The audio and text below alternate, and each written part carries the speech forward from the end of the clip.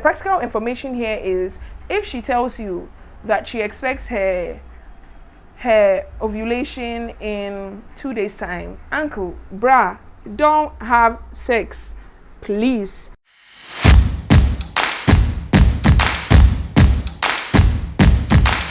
Hi guys, welcome back. It's Aphrodisiacs here again. If you're a new subscriber, don't forget to subscribe, like, share, and enjoy this video. If you're old subscriber, pre-existing one, favorite tomfoolery here. We're a little serious today, but the title you can already tell. We're talking sex. Yep, sex. And I'm not talking about, oh, the guy who wants to have sex with me, how would I know? The girl, this girl's giving me vibes, how would I know? Please. We're talking about sex from the health side of things. So what you should know about sex is the title of this video. And I've broken the video down into 5 sections. We're going to talk about back to basics. We understand what the menstrual cycle and the sperm is. Whether you're a girl or you're a boy, you really need to know these things before you start having sex. Even if you've started having sex, you really still need to know these things. We're also going to talk about vaccinations before sex. The third thing we're going to talk about is contraception. The fourth, testing. The fifth, others, or the extras, where we talk about oral sex and aphrodisiacs. Yeah, very interesting. So stay tuned, okay? Back to basics.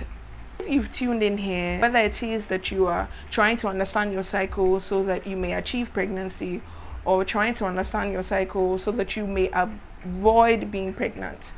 So what I'm going to do with this video is give you the basic information. Social studies, integrated science, NS science, biology, all that, they keep touching on the menstrual cycle, everything. I'm just trying to make it very simple so that you can understand.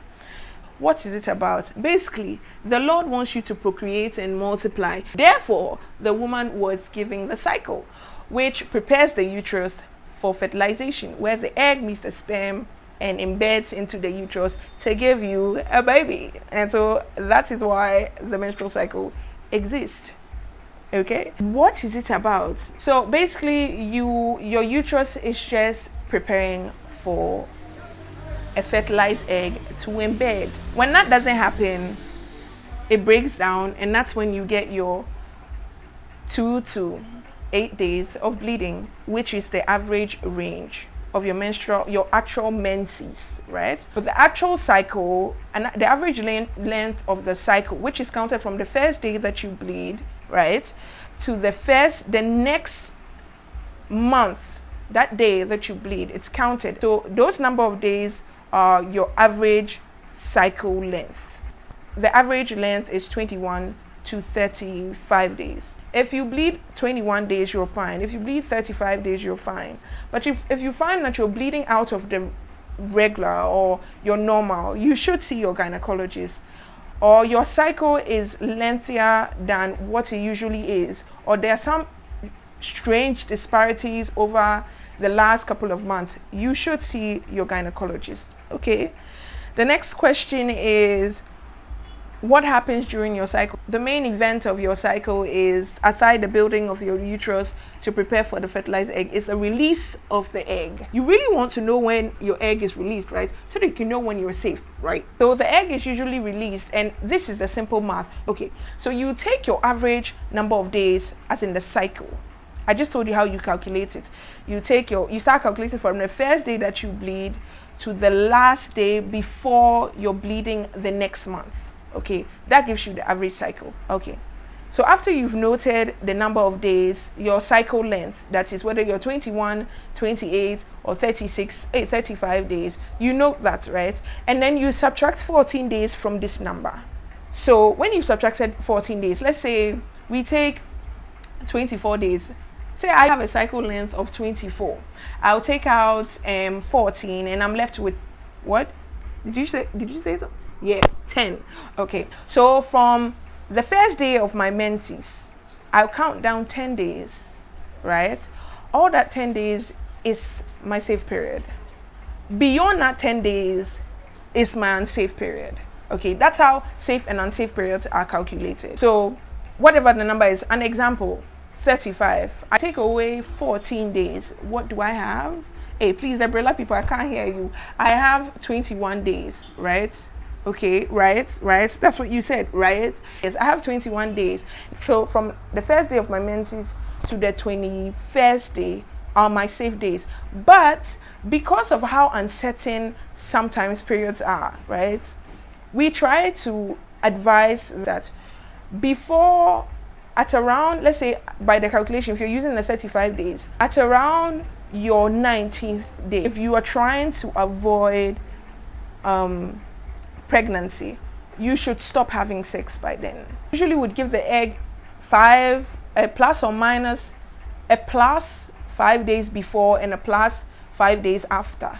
Okay, because you can't be always certain. It's human biology. Do you get me?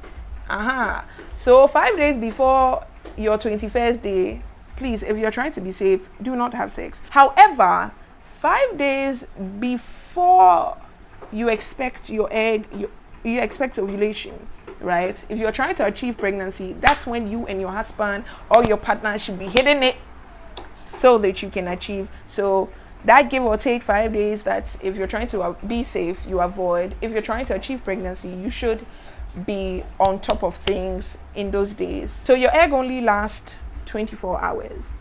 So if you want to achieve, you got to make sure there's always sperm there. Okay, so that's the simple thing you need to know about your menstrual cycle. Now to the sperm. So your sperm is produced in your testes, those two balls in those ball sacks. How much do you produce per cum? A lot. Not one, not two, but thousands. Millions, in fact. If this is the first time you're hearing it, yes, in one cum you produce millions of sperms so that the egg does not run away. Do you get me? Because God is trying to make sure that procreation occurs. How long does it stay inside a woman? An average of 5 days. Okay, it can be less, but an average of 5 days. Studies show an average of 5 days. Practical information here is, if she tells you that she expects her ovulation in 2 days time, uncle, brah, don't have sex, please. Because even if you've had sex today, your sperm will continue until the day that she ovulates. Now you understand. So now you get it, right? You now get why people get pregnant even though it was not their day of ovulation, because your sperm lasts longer. So even though you've done it today, if she's expecting her ovulation in 2 days time, she could still get pregnant. And if you're doing this to achieve pregnancy, then hooray, you should be having sex days before she expects her ovulation and after. Our next segment is talking about vaccinations. You haven't had sex already, okay, or even if you have, what you should know is that there are some sexually transmitted diseases to which there are vaccinations. The popular one that we know, which is the HIV, still does not have a proven vaccine. Okay, so it's a sad thing, but we're hoping in the near future we'll be able to get one. We do, however, have vaccinations for 2 of the next 2 popular viruses that can be picked up sexually or on sexual contact, which is the HPV, the human papilloma virus. It's a mouthful, I know, and that is the precursor to cervical cancer in women. If you're a woman and you're listening, and sorry, if you're a man, this vaccination is purely for women and for girls. Okay, so if you're a woman and you're listening to this and you haven't had your HPV vaccination done, you should. But first, listen to these facts, okay, and then make your decision. Okay, so why the noise? Why the vaccine on HPV? Because it's, like I said, it's the precursor to cervical cancer. There's some specific serotypes, okay? It's big English, but there are some specific types, okay, that cause cervical cancer, and there are vaccines against these things, just like there are vaccines for polio so that you don't contract polio. That's just as there's vaccines for measles, there's also a vaccine for HPV to prevent cervical cancer. Okay, and when you take it is between the ages of 9 to 26 years. Okay, how many doses? It's dependent on how old you are. So if you're aged between 9 to 14 and you're watching me, you'd take 2 doses. If you're greater than 15 years, it's 3 doses. Okay, If you're 9 to 14 years, you are taking it in 2 doses, so you're taking it at 6 months interval. If you are above 15 years, as I mentioned, it's a 3-dose thing, and you're taking it at 0 month, 1 month, and 6 months. How much per dose? Over here in Kolebu, it's 450 cedis per dose, which I found out was even one of the cheapest places you could get it. What if you've started having sex? You can still take the vaccine, but you would have to do a pap smear, something we call a pap smear, which is a testing for HPV, okay, on HPV DNA testing. So the co-testing is offered here at Kolebu Reproductive Center for 300 Ghana cedis. These are the basic things you should know about the HPV vaccine. The second vaccine we'll be talking about is the hepatitis B vaccine. This is important because when the virus attacks your liver, that's hepatitis. Hepa is the word for liver. So when it affects your liver, it causes hepatitis, and when that damage goes on for years and years, you get hepatocellular carcinoma, which is cancer of the liver cells. Okay, so it is very important that you get this vaccine. You're wondering, why should I have it? Like, what does it have to do with sexual fluid? Well, it has been proven that sexual fluids have a high amount of the virus. That is, if it is coming from an infected person. So sexual intercourse can be a mode of transmission for the virus, okay, as well as blood and saliva. But the percentage in the load in saliva is really low, but in blood and sexual fluids, the viral loads from an infected person is high. So you should get the vaccine, okay. At most public health units, they offer these vaccines. You can go to Adabraka Polyclinic, you can come to Kolebu Teaching Hospital Public Health Units. They offer their vaccinations. Moving on to our third but not our final segment, we're talking contraception. It is important because you need to understand that if you do not want to get pregnant, you should know about contraception. There are various types of contraceptions. We have the temporary and we have the permanent contraception. The temporary contraception are reversible. That's the name, temporary. The permanent are non-reversible, irreversible. That's the name, permanent. And the permanent, there exists only 2: vasectomy for men and BTL, that's bitubal ligation for women. The temporary ones, we have a good number. We have the pills, we have the condoms, we have the implants, we have the injectables, and we have the IUCDs. That's the intrauterine contraceptive devices. So irrespective of all the types that I have listed, you should know that the condom is the only thing that has a dual purpose, that is serving as a contraceptive device and the prevention of sexually transmitted infections, because it is a barrier method, okay.